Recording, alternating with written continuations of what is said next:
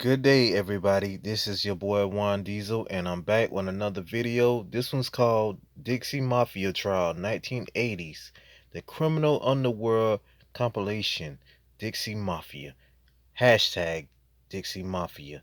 Before we get started, folks, I want you all to subscribe to this channel and enjoy this video. And this will be a learning experience, not just for me, but for you all as well. So let's get started. Prosecutor John Strauss gets the first and last crack at the jury, and during his morning closing argument thanked the jury for their patience. But, said Strauss, we brought you enough to make a decision. The defense will argue reasonable doubt. Use your common sense.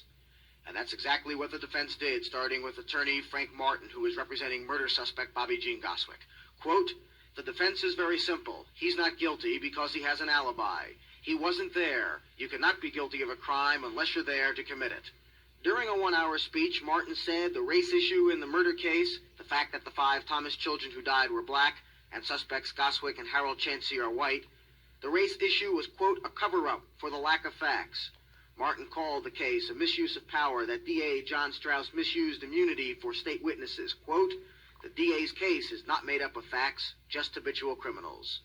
Attorney Jerry Field represented racketeering defendant Audie Jordan. There was no defense put up for his case, no testimony by Jordan, because, Field said, it was because of his 2 young sons.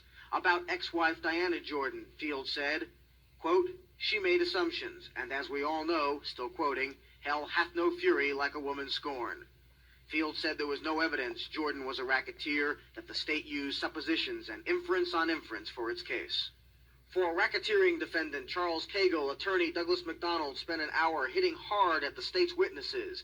In an impassioned voice, McDonald said, quote, Mr. Strauss wants to win to get this case off the books. Don't fall for the state's strategy. Don't be hoodwinked. No man is guilty by association alone.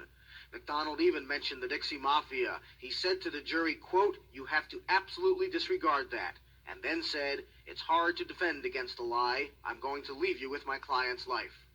And then, finally for the defense, Ed Garland, and closing arguments for murder suspect Harold Chansey.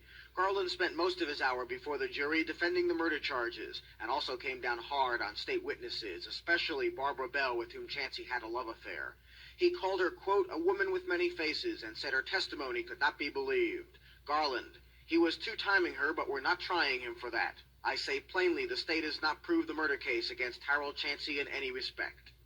Garland said it would not make any sense to burn a house for insurance money when the Chanseys had lots of money from bootlegging, especially when Harold Chansey was already on probation, and said Chansey had never had any racial hatred for the Thomas family. Garland, pointing to the empty witness chair, the testimony of Harold Chansey from this stand was the truth.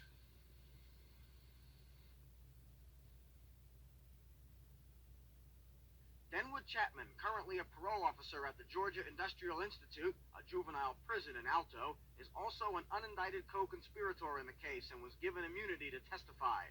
Chapman said that he regularly bought and used cocaine from defendant Charles Cagle and his wife Jody Cagle, and that he once gave Harold Chansey some of that cocaine and in return later got cocaine back from Chansey. Later, when pressed by the defense, Chapman said he never saw any illegal drug transaction between Cagle and Chansey. In addition, Chapman's secretary at the prison, Jan Bassinger-Smith, also testified. She, too, is an unindicted co-conspirator who has been granted immunity. She said that she bought cocaine from Charles Cagle and that she used it with her boss, Denwood Chapman.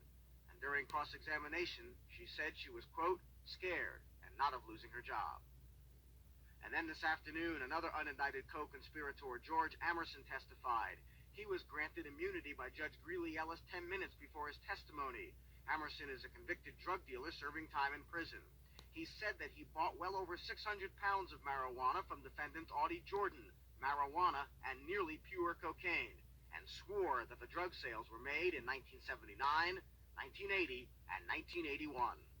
Those dates are important because in order for prosecutor John Strauss to prove his racketeering charges against his defendants, he must prove to the jury crimes before and after July 1st, 1980. And with Amerson's testimony against Audie Jordan today, that is the first time in this trial that it has been done.